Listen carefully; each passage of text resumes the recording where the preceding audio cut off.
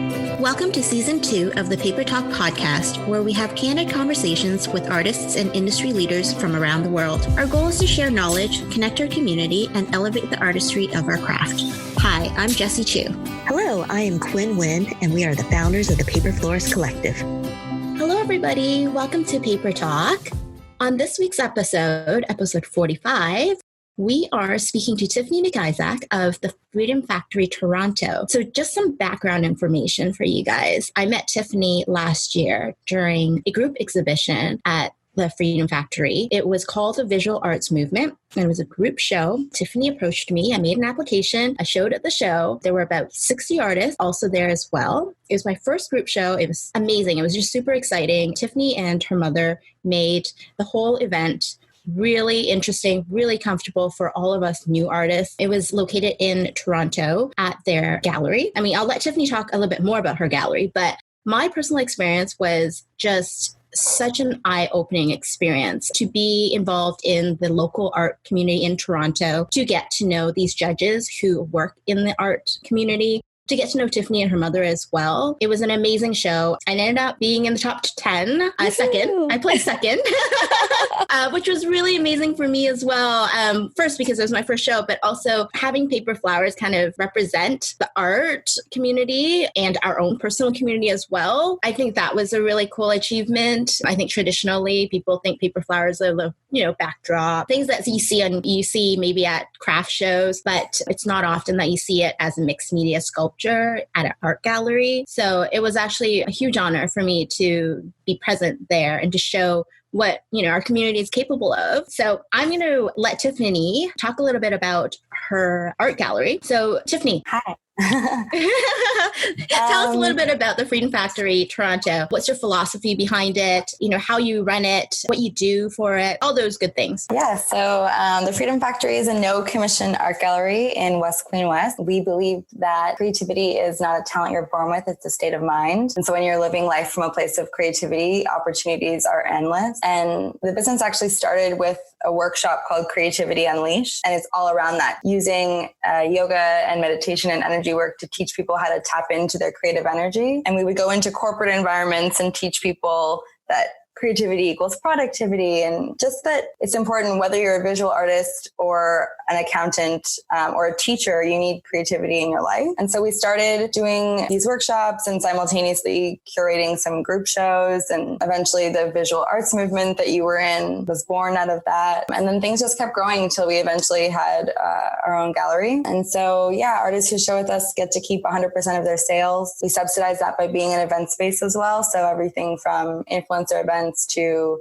micro weddings happen, and the revenue that we get from that is what allows artists to keep their sales. Can you tell us a little bit about what the difference between your gallery is and, let's say, a traditional gallery? Yeah, I think the main difference really would be the commission. So we do tend to work mostly with emerging artists. I'd say that's sort of our specialty, although we have worked with a lot of professional artists as well who are choosing to also not pay commission. If you don't have to, why would you? Yeah, exactly. But that's the main thing, is that you get to keep your sales. We still do everything that a regular gallery would do for you. We just hustle and make our money from events. How big is your space? It's about 900 square feet. That's a pretty good size. Yeah. And it faces the street as well. Yeah, so we're right on Dover Court, just south of Queen. It's a really cute space. Funny thing, when my friends came to visit me during the Visual Arts Movement event, one of my friends reminded me that we've been there before. We've been in your space before. Yeah, we had come to a pop-up restaurant of it's a friend of a friend, and they had a pop-up restaurant at your location. Are they lawyers? Don't think though. I think, actually, you know what? Possibly. I think the chef did it on the side. Mm-hmm. It was a side hobby. He wasn't an actual, he didn't do it on a daily basis, obviously, because it's a pop-up. So maybe, yes. But it would have been a few weeks before that. Rented the space out and turned it into a mini restaurant, but it was just their passion. Yes, it probably was that. And they just had sold other tickets. jobs. Yeah, they just really loved to cook and wanted to do a restaurant. Yeah, through just friends, really.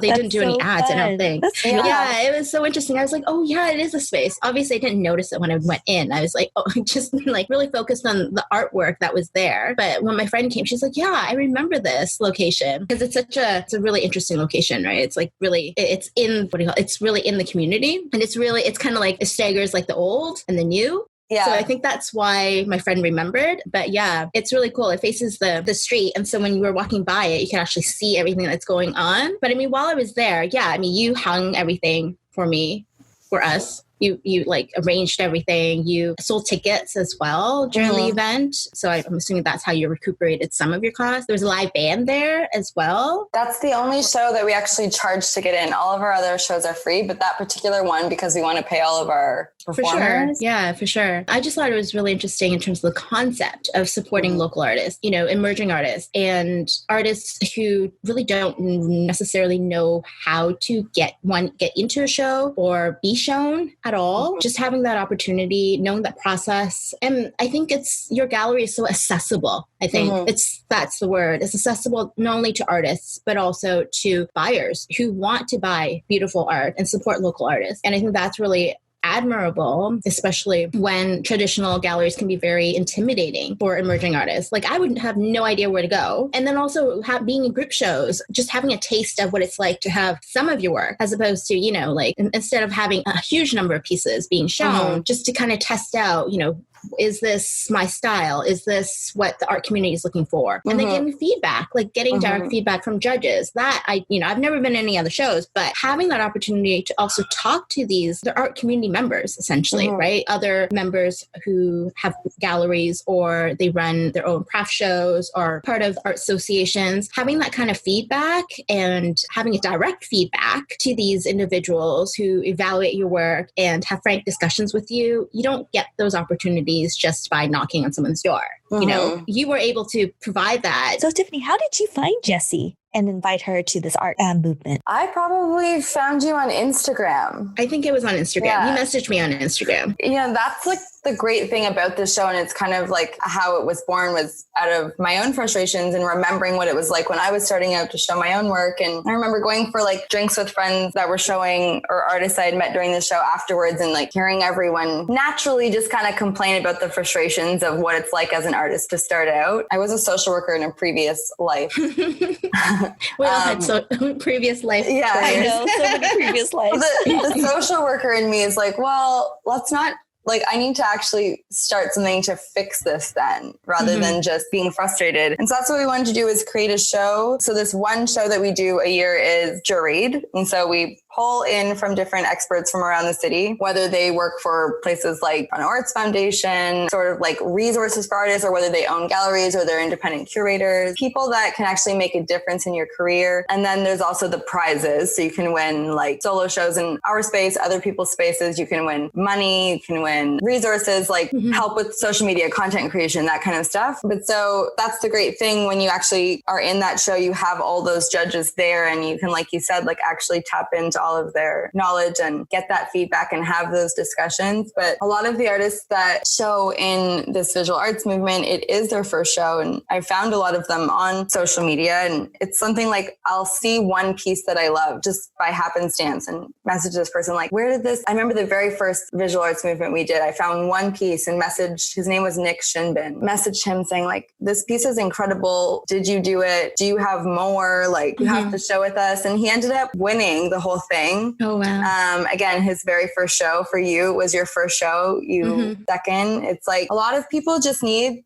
that push. I think when you have a gallery that's focused on sales as their revenue source, you're always looking for just established artists because you need a track record of proven sales, because that's going to be ultimately what funds you. But for us, we're just looking for artists that we believe in, because that's not where we're making all of our money. It's not coming directly from your sales. So we want to be able to kind of give you that platform to get started, to maybe get into those other galleries later where you need that track record. We can help you build it. So it's nice to just be looking for artists whose art we love, that we believe in, that we see some potential and be able to give them that opportunity just through talking on Instagram. Yeah. I love that. Social media has opened doors for so many emerging artists. It's so Absolutely wonderful. And it really hats off to you for creating such an incredible environment for new beginning artists to like spread their wings and recognize their confidence that their art pieces are so incredible. Yeah, you just need that like one time sometimes of showing. You just have to do it once to realize that like it's not that scary. Part of what might hold some artists back is this this notion, this idea of pre-notion, or what they think is an artist. And they don't feel like they fit that mold. For example, it's like, a lot of us pick up this art as a hobby, learning from other people, and then turning it into our own. So some people might think, well, I'm just doing it out of my basement. I'm doing it during my free time. I'm not trained in any way in terms of in the fine arts. I don't have a fine arts degree. I'm not trained under anybody. I don't have a certification. I don't have a certificate that says, oh, I'm, certified in this fine art. And I guess part of that makes it difficult for us to, one, be involved in the arts community to begin with, because we're not in that. We don't have colleagues who do art. We don't have those connections, let's be honest. Yeah. And then two, not really knowing what is art. Is our work art?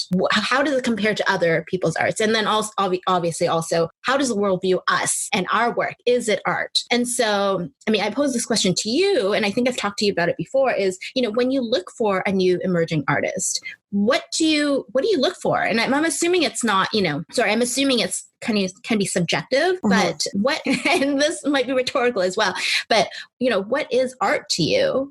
When you do invite somebody to show at your gallery, what makes them stand out versus someone else? And I'm not saying that someone else is not doing art, but what makes it special for you? Well, I think like the idea of what is art, and while in many ways I'm definitely an advocate for going to art school, I myself did not. All of the barriers and perimeters, it's all a social construct. And some of the most talented artists that I know are self-taught. Like, while I think that art school can teach you actual techniques and things that will strengthen your work, and that's amazing. Ultimately, is it not just like a manifestation of our imagination and expression? And I don't know how you could actually how do you qualify art? To put boxes and barriers and you're an artist if you do this and that, isn't the whole point of art, is to not have boxes and parameters. And so to start lumping people into those categories, and while you are if you did this and you are I think that's the opposite of what art is. It's definitely not the philosophy that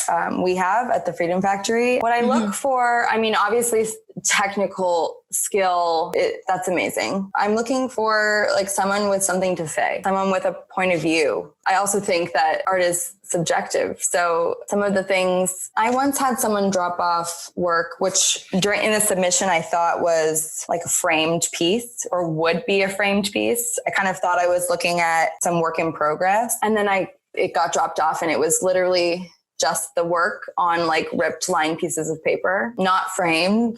And I was sort of what the hell am I supposed to do with this? But I had already accepted it. It was my fault for not being more thorough. So I kind of put it in the back of the show and just was let's see what the reaction to this is. And all 5 pieces of paper sold, because people loved how nonchalant it was. They loved whatever. It's people are going to resonate with things in a different way. Obviously, certain work has more value for a number of reasons, but I don't know.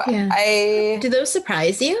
As a curator, you obviously have an eye for certain things, right? Some pieces that draw you to it, you might not be able to explain why, but does it surprise you sometimes where, you've got a lineup of artwork that you've curated, you think, oh, this one's going to do really well. But funny enough, other people resonate with other pieces. Does that say anything to you? I don't know.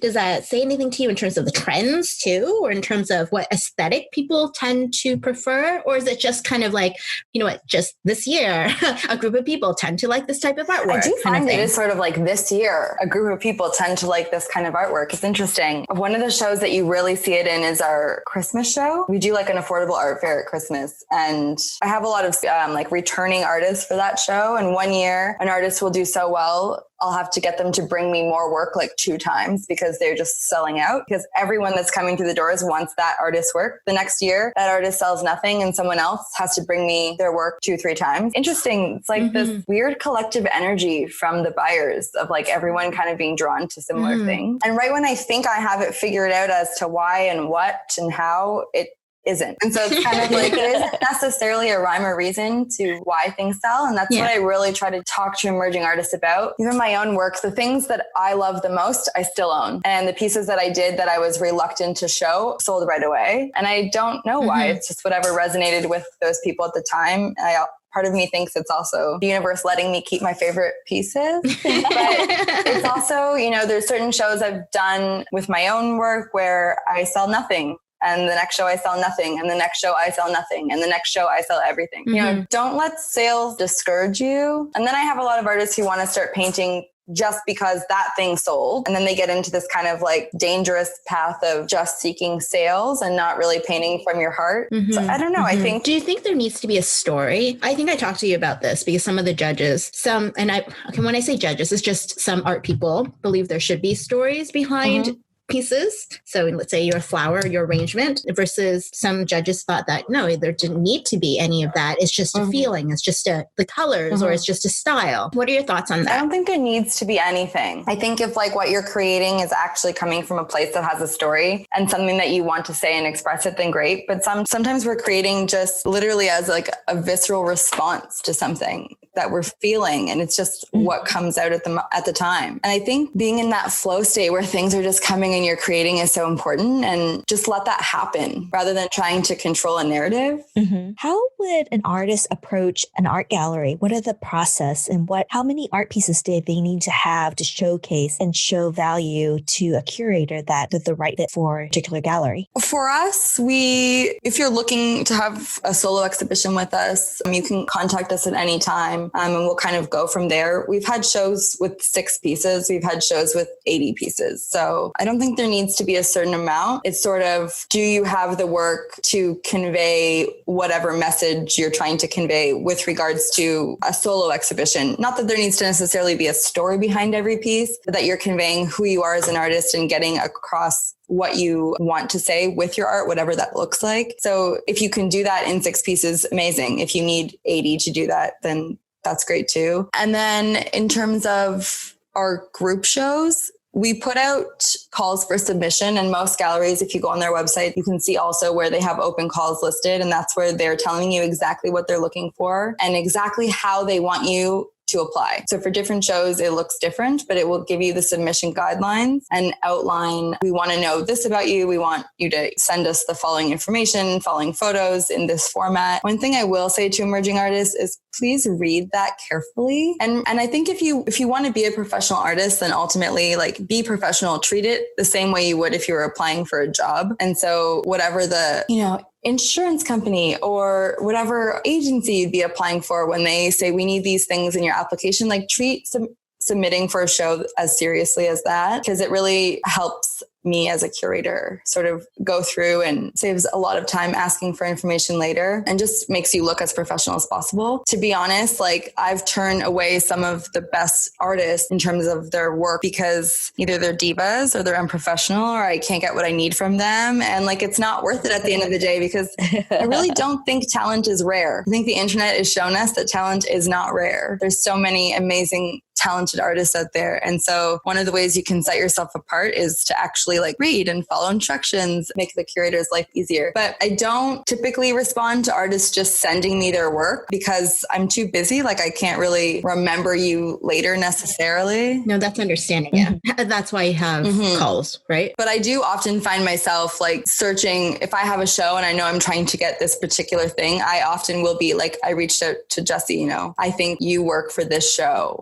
And that was on Instagram. So social media being so powerful, what kind of advice would you give to an emerging artist in terms of showing their work on social media? It's funny. I think it's kind of dying. I actually, if you follow us, I'm eventually in the coming months going to be posting a talk with Bo Pinto, who's our sort of social media expert. And we've done a lot of talks with him. I think he was probably one of the judges in the show that you were in, but he's a social media marketing expert. And we've been having a lot of conversations about this lately since being in isolation and stuff. I think people are really asleep on social media now because it's just, I also think like the algorithm, it's too much. Is it too much? And everything's changed. So unless you have a ton of money to like dump into paid advertising, and by that I mean like a ton of money, because I don't think it's really doing anything to just put small amounts in. I think there's people that got like ahead of the curve and really became heavy influencers. And for those people, it's still great. But if you were sort of late to that party, I think you have to put a ton of money into it at this point. And I think... And you mean like put a lot of money into it to be seen? And then even once you do that, I think it's great still as far as like connecting with people and having your work seen and that sort of thing. But I don't think it's going to translate necessarily into sales. I don't think people are actually like following through with things they're seeing on Instagram or Facebook right now.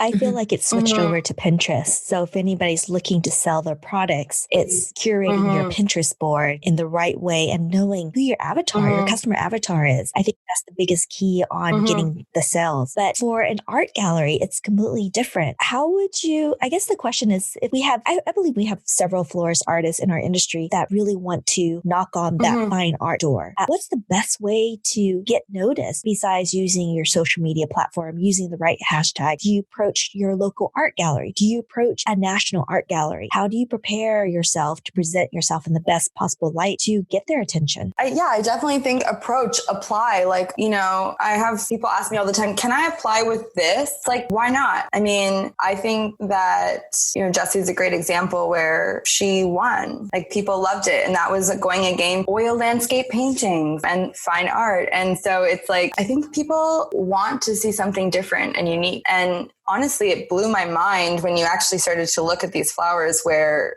every single individual thing was hand painted, and like it blew my mind. They looked real. I couldn't believe it. And so you really have people completely taken away. And it is nice to like show something different and offer something unique. And so I think at the end of the day, all you can ever hear is no. And if you hear no, you're exactly where you were when you started. So just put it out there and ask, submit to things. Don't think, oh, well, mine's not a painting or mine's not this. Like, it never hurts to try to put your stuff out there. And then always thinking about... And don't let it get down to you. A no is a no, but believe in your art and if you believe in it enough, you're going to keep knocking on other people's door. And eventually one day you'll be known. And I think too, thinking sometimes of, so for example, we had one artist who did sort of really like particular like drag style portrait, and they were amazing. And the show was well attended and everybody loved it, but it's something so specific you may or may not want on your living room. And so nothing sold. And it's like, okay, but the work is incredible. Let's not get discouraged that it didn't sell. Let's start thinking about places that it might sell.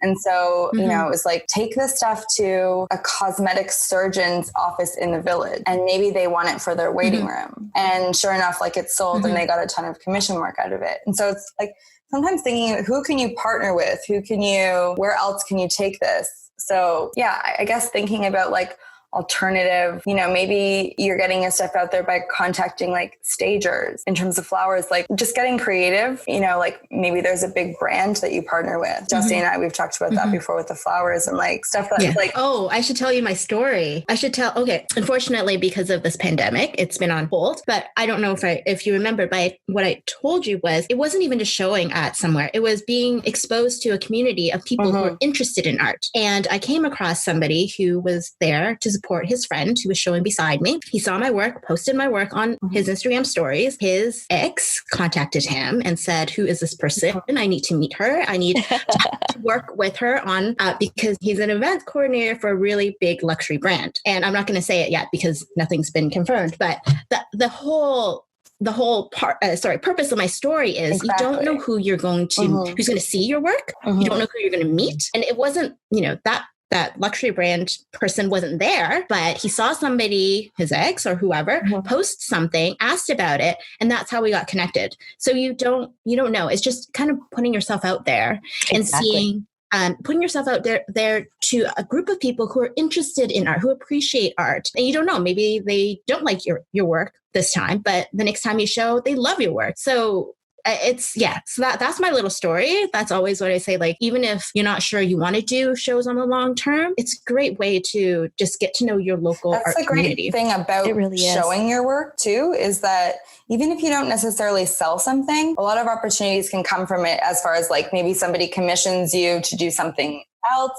Or opportunities that you never thought were going to end up coming up as a result of having been in the show. Yeah. And that's how I got my Nordstrom account with them. It's because I went to an event. I was showing my stuff around and I had no idea. There was this one guy that was so excited about my work, and I've never seen a male guy get so excited. And he was like, we got to work together. I was like, okay, that'd be great. And at that point, I didn't realize he hadn't properly introduced himself. And so he was actually the social media content maker for Nordstrom. And so we ended up doing the first day of spring for a couple years on doing promo ad for them. So that was really, really fun. Never know who you're talking to. Always present yourself in the best light. Yeah, exactly. You never know. Yeah. You don't. Speaking of which, I mean, in terms of collaborating and considering who your perfect avatar is, Tiffany, I know that recently you started doing micro weddings. Fun. At her gallery. Yes. What? That's amazing. Mm-hmm. So tell us a little bit about that. It's so interesting. It's such an interesting concept. We're so excited about it. So we, like I said, do events in the space. We do weddings in the space. We've worked with a lot of different planners. We've done some where people have come in and we've been the planner. And so we kept getting the same question of, well, how much do you charge for weddings for the space? And it's like, well, the rate we just gave you. No, I know, but for a wedding, how much do you charge? And it's like, right before opening the gallery, I was working in hospitality and managing restaurants and doing events, but they don't typically change the price for a wedding. And so it never really occurred to me like, oh, this is what venues do. They up their price if it's a wedding. So crazy. Yes. Yeah. And so we had this one couple come to us and say, we just canceled our wedding. We lost all our deposits, but we don't care because the big wedding isn't for us. We want something small and intimate, but we only have this much money left to work with for the whole thing. Like, can you work with us? It's like, yeah. And our heart just went out to them. And it made us realize that this is definitely something that we need more of, is like accessible, but still beautiful weddings. So we came up with Micro Weddings Toronto, and it's basically $3,000 3-hour wedding for 30 people with everything included. And we're able to do that by hiring local artists to do all of the element. And so we're paying like normal prices for things, not wedding prices for things. And we're able to pay a local photographer who's struggling to show their shots in galleries and get themselves out there. We're able to pay them, and you're getting amazing, beautiful, artistic shots. Everything from like hiring someone to paint the cake to flowers to everything. It's like all done locally. And we're kind of saying like, invest in your marriage, not your wedding. And I think especially right now with this whole pandemic, it really shows that you need to save your money for a rainy day because you never know what's going to happen. And so this idea of spending $50,000, $100,000 on a day when you don't need to, $3,000 to $5,000 on something that's still like a beautiful experience, and save your money for what really matters in life. So yeah, we're really excited about it. That's so awesome. Well, thank you so much, Tiffany. I love talking to you, and I can see why Jessie really enjoys meeting you and showcasing your artwork. Really appreciate your time today. Yeah, thank you so much, Tiffany. It's been a joy to catch up with you. And since last year with the micro weddings, like that's such an interesting concept. Also interesting for us as paper florists too, because we're all about weddings and all about supporting, our clients like to support local artists, local paper florists as well. So you keep your bouquets. Yeah. Yes. Yeah. So it's like you said, it's having your favorite artist, let's say, decorate your ceremony site. Exactly. And keep it kind of thing. So such an interesting concept when you raised it with us. But yeah, thank you so much. We're going to leave your social media handles on our blog. So we'll do that as well, especially with the visual arts movement. Hopefully you'll be able to be able to organize that in the upcoming months. If any of you listening are local in the Greater Toronto area, make sure you take a look at the visual arts movement application page. I strongly recommend that you try to apply. Like Tiffany said, a no is just a no. But if it's a yes, I mean, you never know, like your doors might open. And it's just a great opportunity, I think, in general, to also be able to talk to other artists. So yeah, be sure to apply. And yeah, thanks so much, Thank Tiffany, you so much for for stopping having by. me. Thank you.